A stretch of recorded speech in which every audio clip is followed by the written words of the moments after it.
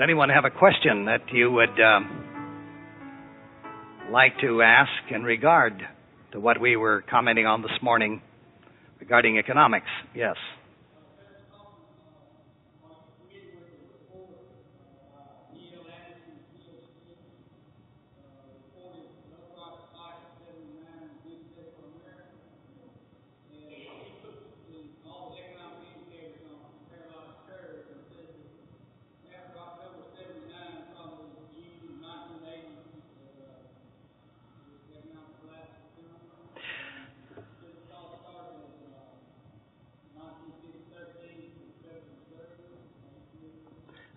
Yes, the question concerns an article written by this man. I think his name is Anderson, you say? And he wrote about a 10 or 12 page paper, and it was called The Upright Spike. That was the title of the article. And it concerned his projection as to how long the present economic boom could last without having a collapse. And he put together a lot of the items, including oil and chromium and all of these elements, and he coincided them together, and he said that the collapse could not help but begin somewhere late in 79. And projections are pretty good. Now regarding the Federal Reserve Bank that was created back in the days, I think, of the Wilson administration, this was, you see, the Federal Reserve is really not controlled by the federal government. The ultimate control of our money supply is outside the control of the federal government. The printing of money is done by the Federal Reserve Bank. Now, if I might summarize the dangers that occurred with the creation of the Federal Reserve, and I think that our man Anderson was indicating this. The problem is compound interest. That any time that you have compounded interest, the day of ultimate accountability will come. For example, he indicated that if you had 1 penny at the time of the birth of Christ, and you put it out at compound interest at 6%, and you compounded it and allowed it to compound daily, 6% interest, by the 1st of January 1980, the amount of money that 1 penny at 6% interest would accumulate would be equal to a ball of solid gold reaching from the center of the sun to the orbit of the planet Uranus. That's a lot of gold. In other words, there isn't enough substance behind paper, and there's no way that can be substance behind paper. Now there is speculation. The federal government is not saying much about it, but there is speculation that we will go back to a gold standard. If we do, and there is talk about it in Europe, if we do go back to a gold standard, that gold will go out at $2,000 an ounce. In other words, gold would have to be valued and accepted as an international standard of values at about $2,000 an ounce in order to have sufficient of the metal at that price to be able to put gold behind dollars. Now, the United States has the largest gold reserve in the world, followed by Western Europe. Western Europe is now very, very close. And then I'm going to surprise you a little bit tonight that perhaps it is very possible. It is not, it is not an open and shut case, but it's possible that the largest gold reserve in the world is held by the Church of Rome. All of the gold that was taken out of the Inca and Mayan civilizations at the time of the conquistadores, this gold was all carted to Europe. As you all know, from time to time, we find sunken galleons full of gold.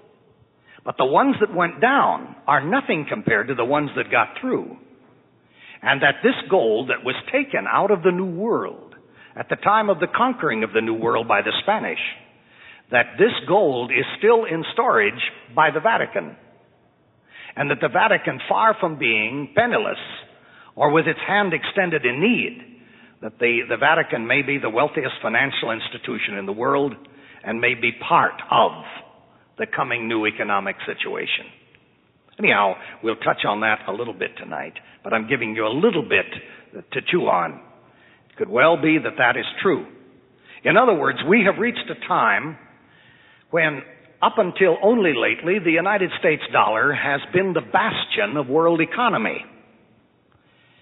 There is no other currency in the world at the present time that is ready in any sense to take the place of the dollar. Not the mark, not the franc, not the French franc or the Swiss franc. They lack the undergirding. But it could well be that in the closing moments of time that we may find the Church of Rome as the savior, economic savior of the world, and may make the church look awfully good. This is possible, and I'm going to be discussing a little bit of this with you tonight at the 7 o'clock meeting, provided I'm still holding all together. All right, do you have any other question? Yes.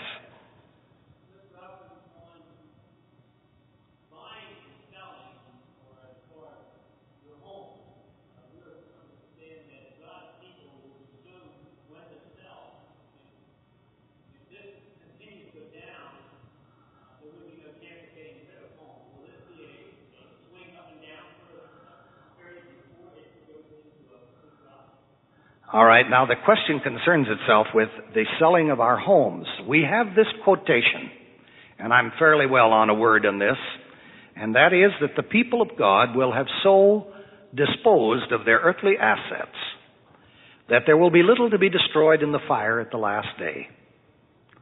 Now, I'm full well aware of this statement, and I think that the application of the statement is largely going to come on a one-to-one level. In other words, I don't think that I can make a decision for you, or any of you here, when you should do this. I do know this, that I feel a whole lot better about being away from large population centers with my home. We need to have a roof over our heads for a while. And I feel better about being away from the large population centers. In other words, the counsel, get out of the large cities, has never been more valid than it is now. And you folk here in the proximity of 3 Mile Island can recognize this.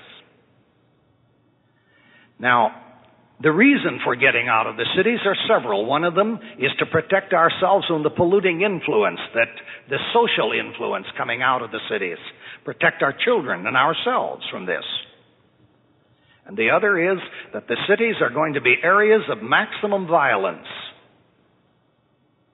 Because believe me, that in the 1929 Depression, of which I am a child, the men, PhDs, stood on the corner and sold apples. But I'm going to tell you, in this generation that has come up under television, through the wars of Korea and Vietnam, we're not going to stand on the corner and sell apples. We're going to take a gun, go out and get what we want. So it's going to be a violent time. We are a generation that has been conditioned to violence. And people especially get violent when there are crowds of them. People who live in country areas, psychologically been determined, are much easier to get along with than those that are packed in. And so the cities will be areas of maximum violence. They are the source of maximum pollution, socially, morally, ethically. And thirdly, because people are packed in, they are more easily controlled. In other words, the area of maximum control is in the city. It's more easy to discipline or police or militarize people that are in a small area. And therefore, the people who are living out and away from large population areas are going to continue to have freedom that the people in the cities do not have. So in the interest of freedom, in the interest of bodily protection, the Lord in His love has given us counsel that is adequate. I might share with you the idea that for a while interest rates on homes has been prohibitive, hasn't it? Prohibitive to buy, prohibitive to sell. I happen to have a small home in Southern California. that I have had on the market. I had it sold a few months ago. It dropped out of sale because the person who had qualified for the loan could not handle the additional percentage points that were added on. He could qualify for the loan at 13%, but not at 16%. Now, the interest rates have gone back down. And thank the Lord, I'm back in escrow, and it looks like I'm out on a sale. And I praise God for this, that I will have all of my assets out of Southern California completely.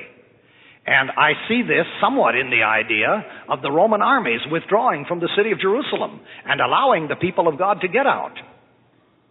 Now, I don't think we ought to get radical, but I think in the name of common sense that it's well for us to sell when we have an opportunity if the market is good and the interest rates are down, and then, if possible, buy into a lower priced market, removed from the cities, because the high-priced real estate is in the accessibility to the cities because of the people who commute and work in the cities. They buy close to town.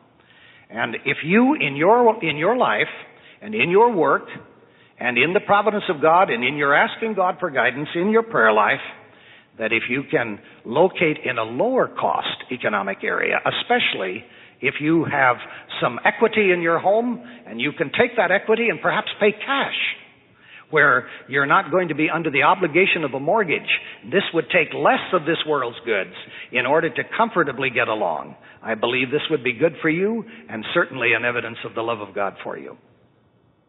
And you'll have to work this out on a one-to-one level between you and the Lord. Let Him guide you and ask God for guidance, and I know He's never failed you or me yet, and He's not going to fail us now. All right? Any other question? Yes?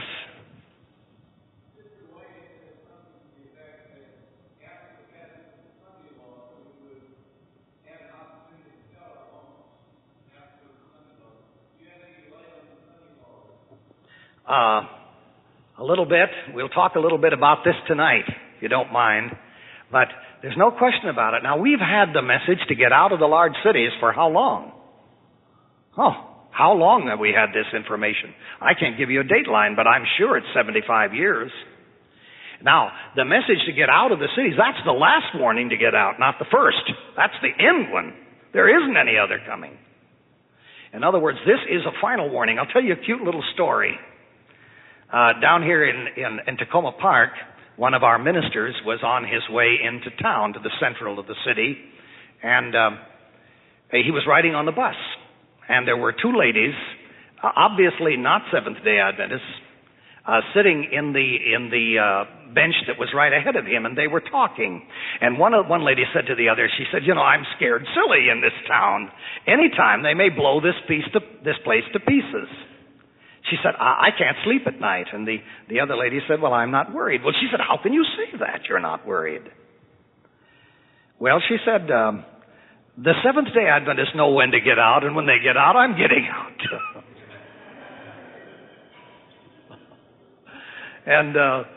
But I think that's the last signal to get out. I think that there are enough signals to get out before then. I think those who get out at the last moment may have a little harder time. You might say, well, who's going to do the work in the cities? We were never told to live in the cities. We were told to work the cities from outpost centers. And so I've moved to Southern Oregon. I am halfway distance between San Francisco and Portland. I'm out where there are no nuclear plants. I didn't have that in mind when I went out there, but I don't have any nuclear plants near me. We have adequate amount of water. I have river bottom soil. And I'm just praising the Lord that I can work from that base until I can't work anymore. That's the plan. I've made that commitment between me and the Lord. Yes, lady.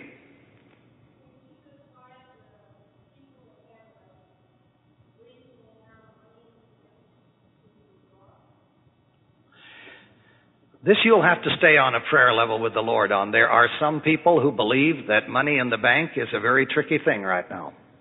That cash or the promises of cash, meaning holding notes or mortgages that other people are paying you, is a bad deal.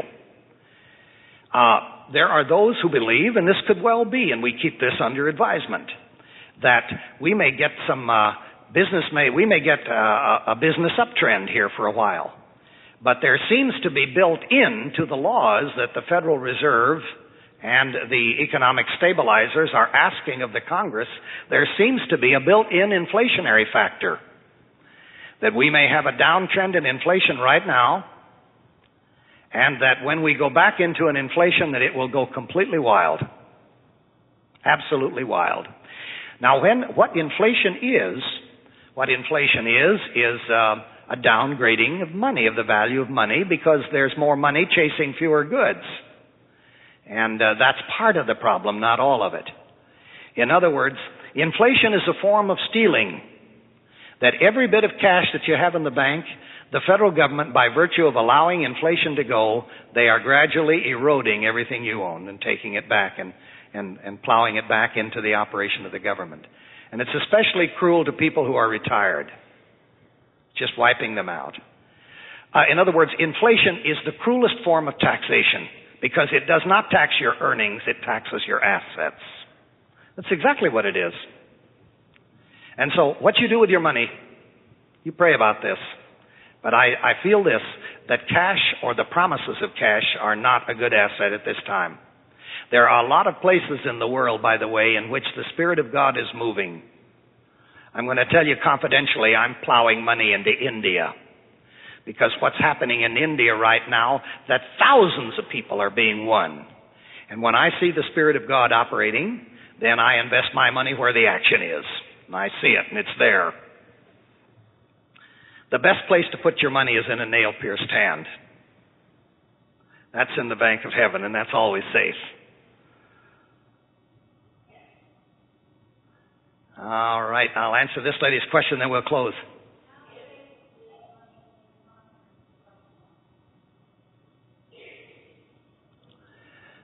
Well, not being a trust officer, I don't know. But I would rather see my money go down in a conference if the money is going to be wiped out. As eventually it will. We will throw our gold and our silver to the bats and to the moles. I would rather see it go down within the cause than outside of the cause if I have to make a choice.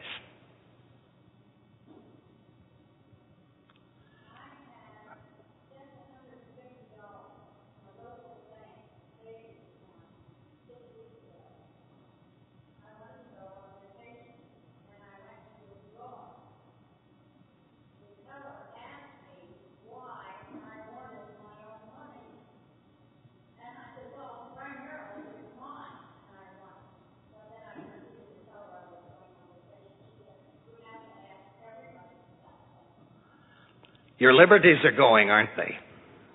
Our liberties are going. As a matter of fact, folk, we are on the edge. It's already in the works to have one single bank. I deposited some money into a savings account in Thousand Oaks, California. My account number was my Social Security number. Now, this is contrary to federal law. And the girl knew it, and I said, what's going on here? My savings account was my Social Security number. And so I plied her mind, and I said, this is First Federal, Santa Monica. It's a big bank, Southern California. I said, what's going on? She said, we are getting ready to establish a single national bank. That will include all savings and loans, all banks, so that anywhere that an American citizen wants to go, anywhere, that I can go to a bank in your town, and I can go in and lay down my check. My check account is my Social Security number, and they'll run it through, and any bank will cash my check because there's only one. Now, we're moving that direction. This is not fiction. This is not somebody lying awake drawing out some scenario. But this is in the works. Makes all the sense in the world. Furthermore, a world currency is in the works too. Just how far we'll get with that, I don't know. That makes a lot of sense. I've traveled a great deal. Every time I cross a boundary from one nation to the other, I have to change the coin. Well, it's so difficult. You have a few coins in your pocket and they're worth nothing, and you can't even change them at a bank unless they're a considerable quantity. And so it's a real nuisance. So an international currency makes all the sense in the world, but it also gives the opportunity for control. All right. Well, there's a lot of things for which we have no answers. We have to ask God, stay close to Him. He'll help us. All right? Now we're going to talk about another topic.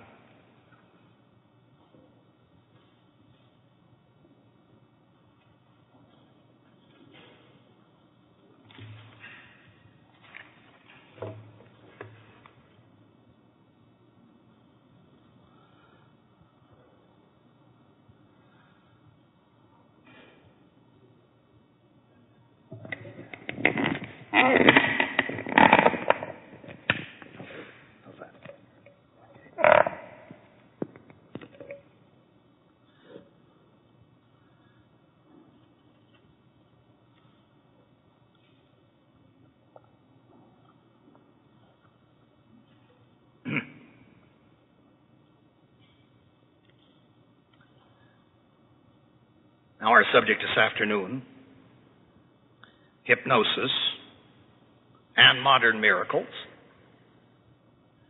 Satan's secret weapon, his masterpiece. Now before I get into this subject, I want to tell you about my attitude and my feelings. Over the years of my ministry, I've been deeply impressed by the many times that the warnings are sounded in Scripture about last-day deceptions and miracles. They will show great signs and wonders, insomuch as if it were possible they shall deceive the very elect. Matthew 24 and 24. Even him whose coming is after the working of Satan, with all power and signs and lying wonders, Paul wrote 2 Thessalonians 2 and 8 and 9. And then I have been astonished. Well, let me quote another one from Revelation. The spirits of devils working miracles, going forth to the kings of the earth and the whole world. Revelation 16:14. And deceiveth them that dwell on the earth by the means of those miracles, which he had power to do in the sight of the beast. We read in Revelation chapter 13. Now, I feel that it is our duty and my duty, as far as possible, as I minister, to try to help everyone who comes under the sound of my voice to try to understand how and under what circumstances Satan is able to work these miracles of deception. In other words, it's my business to unmask him so that you folk can see him underneath that mask. Now, in addition to that, I've been astonished at the amount of warnings held out in the writings of the Spirit of prophecy about the warnings of last-day miracles. Therefore, I don't make any apology whatsoever for dealing on the subject of hypnosis. I feel, as a judgment-bound being to every soul to whom I minister, that I must tell you and expose the working of Satan with all the clearness that I can possibly summons. And that's why I'm talking about this today. A few years ago, if an Adventist minister had announced that he was going to speak about hypnosis, everyone would have said, well, he's a sensationalist. He's trying to make a name for himself. However, before we get along very far, you're going to see that this is not a small matter, this is not a side issue, that we're dealing with the heart of the great controversy. The deception of the enemy. Now, my attitude in the past has been that maybe as Adventist Christians that we ought to avoid, deliberately avoid, having any knowledge of this subject, of this mechanism. We knew that hypnosis was one of Satan's tools, and we felt that if we knew anything about it, that we might be tempted to use it. And I can see the hazards. Makes a lot of sense. But now that we have come close to the time of the end of the world when Satan is working his will, we have come to a time when ignorance of how he works is no longer an adequate protection. That we've got to understand it in order to be able to recognize it when we see it. For example, I don't intend to grow a crop of poison ivy, but I would be stupid if I were not able to recognize poison ivy when I see it. And I think you see the analogy there. Now, many of our young people and older people are involved with hypnosis, and they don't even know it. So that at the close of time, some kind of knowledge of this matter is essential. You're going to see this as we go along. Now, what about hypnosis and the great controversy? The spirit of prophecy has told us exactly how Satan began his work on the human family. Do you know how he began it? He began it with hypnotism. Let me give you the quote. This is from the commentary, volume 5, page 1081. Satan tempted the first Adam in Eden, and Adam reasoned with the enemy, thus giving him the advantage. Satan exercised his power of hypnotism over Adam and Eve. And this power he tried to exercise over Christ. But after the word of Scripture was quoted, Satan knew that he had no chance of triumphing.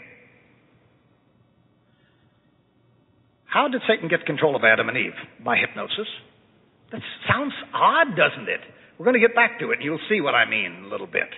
That Ellen White was not playing games with words. Now, quotation number 2. At the time of the close of probation, keep this in mind as the context.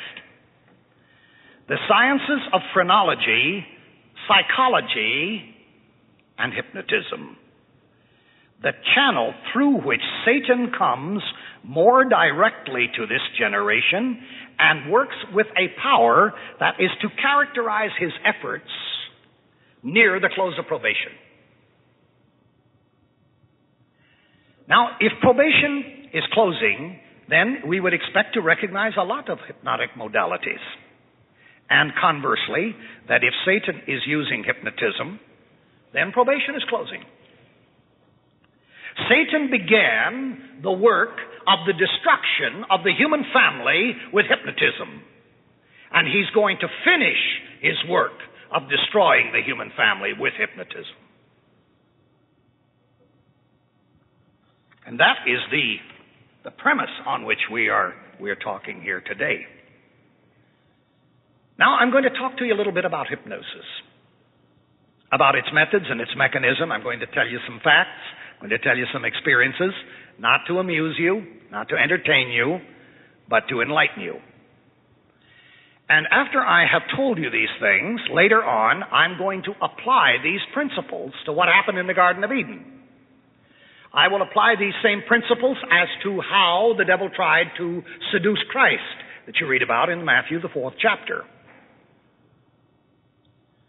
The average person thinks of hypnotism as a situation like this. Look deeply into my eyes. You are getting sleepy, deep into sleep. An old-fashioned kind of idea. A Svengali trilby type of thing. But that is a pretty old-fashioned idea. People are being hypnotized and don't even know it. They're not even aware that it's happened. Now, what is the mechanism? The mechanism is that there is an introduction into the nervous system, generally by means of some type of rhythm. And this rhythm, or this mechanism, becomes an attention mechanism. Let me give you an illustration. I was speaking at the Washington Conference Camp meeting at Auburn a few years ago. A lady came to me after the service. And she said, Brother Hoffman, I've just got to talk to you. I've got to tell you what happened. I said, all right, let's sit down. We did. She said, I had a severe whiplash in an automobile accident. She said, the doctors didn't seem to be able to give me much in the way of pain relief. One evening, the doctor came into my room and said, tomorrow morning we're going to try a new method of pain relief on you and see how it works. And as he sat and talked, she, as an Adventist, rather put together two and two. And she said, Doctor, you wouldn't be talking about hypnotism, would you? And the doctor was rather astonished, and he said, why, yes. And she said, I won't accept that kind of treatment. Oh, but he said, it will help you. It will relieve your pain. She said, it may be, but I don't want to accept that kind of pain relief. She turned him down. Well, the following morning, they brought a wheelchair into her room, and they wheeled her down to a room that was completely empty. She thought she was going in for physical therapy. Arriving in this room that was completely empty, a lady came in, sat down in a chair directly in front of her, had a pad of paper over her arm, and a pencil in her hand. And she began, without any words at all, just to move this pencil back and forth in a rhythmical way. She said, you know, Brother Hoffman, it was all that I could do not to follow the movement of that pencil with my eye. But she said, I counted the tiles in the ceiling, I investigated everything in the room, and I looked anywhere but at that pencil. But she said it was very difficult not to watch. Finally, the therapist who was sitting in the chair became exasperated and angry. And she said, I see that you're not a candidate for this kind of therapy. And they wheeled her back to her room. The lady had been well enough informed. She recognized what was happening, and she turned it down. So the essence of rhythm and an attention mechanism is involved. Now, there is another one, and that is eye fatigue. Naturally, you follow something, your eyes get tired, and people are misdirected. I'm quoting hypnotic terminology. People are misdirected into thinking that they are getting sleepy when it is not they are getting sleepy. The eye is merely becoming fatigued by the monotony of the input. I was in the Salt Lake City airport waiting for somebody to pick me up to go to camp meeting a couple of years ago. I got it was Sunday morning. I got the Sunday morning paper, and here was the magazine section. You can easily recognize the size of the paper. And I got to looking at it. What in the world, the article says. And some interesting stories. I'll tell you about one of them.